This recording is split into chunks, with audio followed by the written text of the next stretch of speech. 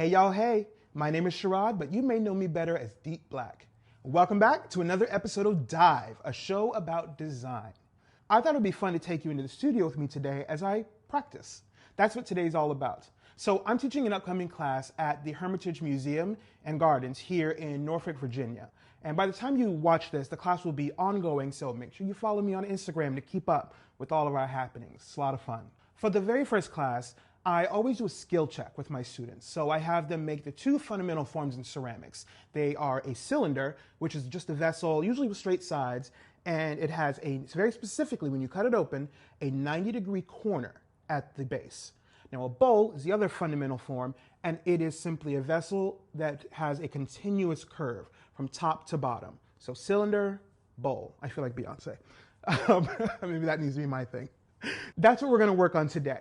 I have my students throw their very best cylinder, very best bowl, then we cut them open, critique them together. This is our first critique, and then we do it again, and again, and again, and again. That's the very first class. That's all we do. All the classes I teach, that is our very first, just getting warm, getting comfortable, seeing where everyone is. I really greatly advocate for intentional practice. That's what I call it.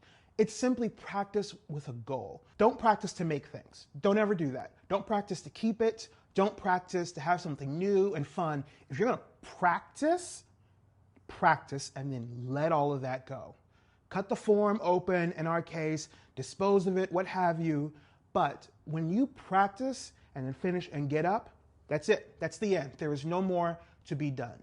Working with this sense of detachment really frees you to make mistakes, try new things, dig into the techniques and skills that much more, because you know it's going to go away at the end of it. It's very freeing. All right, enough woo-woo. Oh no, not enough woo-woo. So the other thing, if you've been around here any length of time, you'll know that I'm always burning incense in my studio. And that is the very first thing I do before I do anything else, resembling work. The incense helps me to ground and focus and just feel present in the moment. I think you should try to find something like that in your practice, whether it's scent, incense, whether it's music. I also blast music up in here in my studio all day long. Find something that will help ground you and help you to focus in. In tech, we call it the flow state. Find that. Find a way to do that in a reproducible manner. You'll be much better off for it. Okay, now we're done with the woo-woo. Let's look at some throwing, right? All right, so what's my intention with this session of practice? So first of all, I'm just gonna focus on cylinders and bowls. I'm not making anything else, and they're not gonna be fancy. Just a straight up and down cylinder and a regular bowl. Furthermore, I'm gonna start with 1.5 pounds of clay. Now, I've had a lot of students tell me they've never thrown with anything more than 1 pound. I think if you're used to, say, 1/2 pound or 1 pound, kick it up a little bit to start with. It'll kind of warm you up that much faster. Then, once we're finished with those bowls and cylinders at 1.5 pounds, we're gonna cut them open, look at them, talk about them with the specific intention of figuring out what we can do better the next time. Then, after we're done with 1.5, we're gonna kick it up to 3 pounds. We'll do the same thing again, cutting open, talk about it. Then we'll kick it up again to 6 pounds. I'm quite rusty, so this will really be a challenge. And at the end of the day, that's really all practice is. Just challenging yourself to be better than you were before you sat down at the wheel, right? 1.5 pounds, let's get started. I've had a lot of students say they've never weighed their clay before. When you weigh your clay and practice, especially with the same amount, that eliminates one issue from the equation. You know it's not the weight throwing you off, right? So try getting the habit of weighing out a specific amount of clay when you work with multiples or when you practice. It'll make a big difference. So first thing I'm going to do is center as usual. I always advocate for coning, always. I'm going to open my base, compress a little bit, and then we're going to start our pulls. So there's our first pull, looking pretty decent. You know, it's always important to keep yourself a volcano shape as you pull. That one kind of, but it's practice, right? That's the whole point of this. So we're going to keep pulling, we're going to get the water out, then we're going to go to finishing. Now I see a lot of students do not know how to finish. I start with a wooden rib, and then I switch to a metal one to really clean it up. Even though it's just for practice, I want it to be the best it can possibly be. Cut it off, clean it up, take it away. All right, so I'm not going to make you watch all my throwing, so here's the first one. It's okay, not the best, not the worst. So ideally, when you're throwing a cylinder, it should be the same thickness from top, middle, bottom, and across the base. As you can see here, it is a little narrower at the top, a little thicker at the bottom. Not the end of the world, but not what I'm looking for. Let's cut open the second one.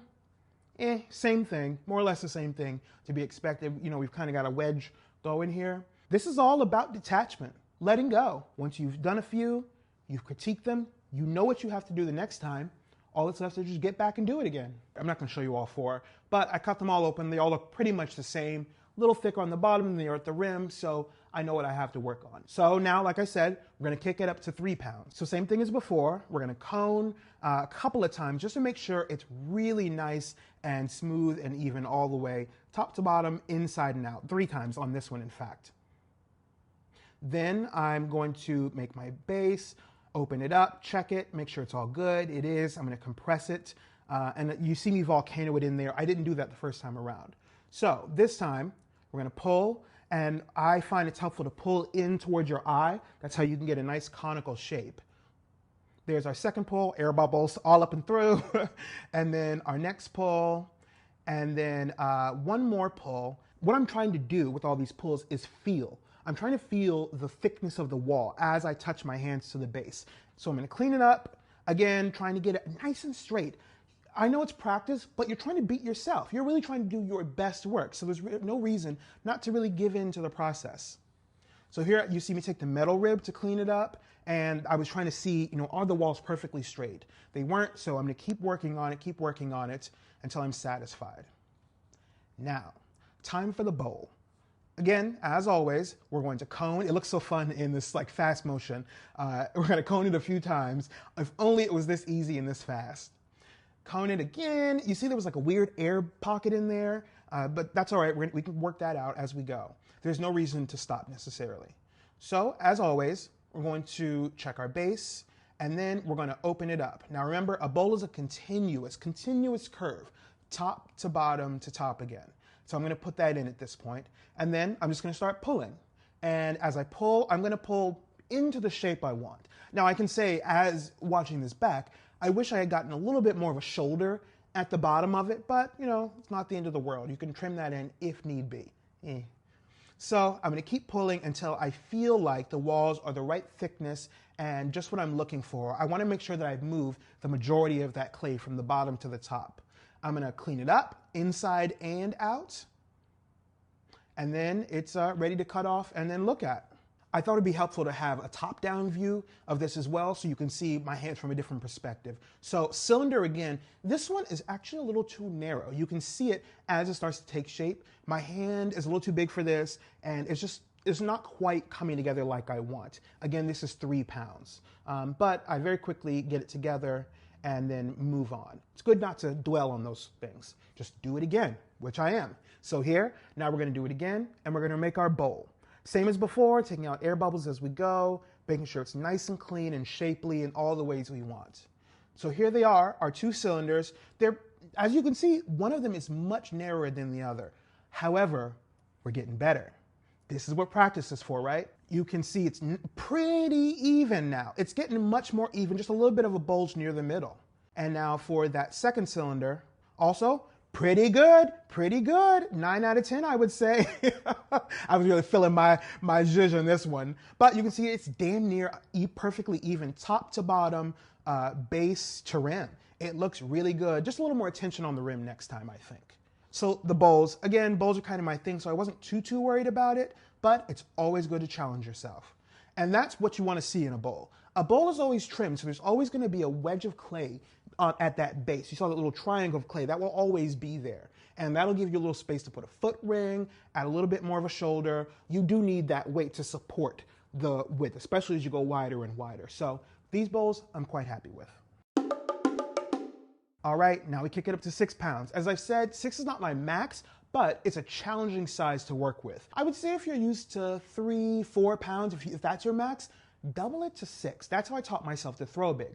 I would just double the amount I was working with, and if I failed, I would back it off by a couple of pounds or a pound. So, as always, we're gonna center it. And with this amount of clay, you really wanna take your time coning and centering and getting it feeling good. So this is, I believe the second cone here.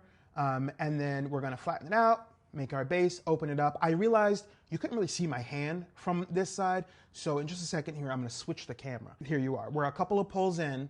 In my classes, I teach something that I call sensate focus. It's the ability to feel through very specific parts of your body. I'm trying to focus and feel through my fingertips. How thick is the clay at the base of this pot is what I want to know. Am I moving the clay up? As I make that pull and I bring my fingers higher and higher, what does that middle part of the vessel feel like? What does it feel like at the top? How thick is it? Where do I need to move clay? Where do I need to focus? Where do I not need to focus? Where do I need to, let the clay be? That is what I'm doing as I'm pulling. That is what sensate focus is all about. And you only get that through practice, intentional, deep practice. So as soon as I'm happy, we start cleaning up first with the wooden rib. I like to do it. And then we go back in with the metal rib to get it beautifully clean. And you can see as I work up and down sometimes. There's no wrong way to do this. All right, let's take a look at her. I really liked how straight the walls are. I think it looks nice and even. This looks like something I could turn into something sellable, Not bad at all. Oh, 10s across, honey. Love it. This is what we love to see. Now you will notice that there is a slight bit more clay at the base than there is at the top. That's actually intentional here, and that's one of the reasons I took so many pulls to make sure I had a little bit more down there. I find with very tall vessels, and this one is almost a foot tall, I find that very tall vessels tend to buckle and collapse on themselves if there's not enough clay at the base to support the weight of the top half, just like a bowl really. So that's why for very tall things, you leave just a tiny bit more than you normally would. You can either trim it out or not. I think it's very much needed though. And that's it. That's basically my first class that I teach, and every course that I teach is practice. So now you know how I do it. I'd love to hear in the comments, how do you like to practice? Do you practice often? Do you not enjoy it? What are some of your tips and techniques that you like to use to get yourself in the groove? Let me know. All right, y'all, I gotta come up with a better outro for this, but that's it for today. Thank you for joining me on this episode of Dive. Be sure to like, comment, share, subscribe, all them things, and follow me on Instagram. All right, I'm going. Bye.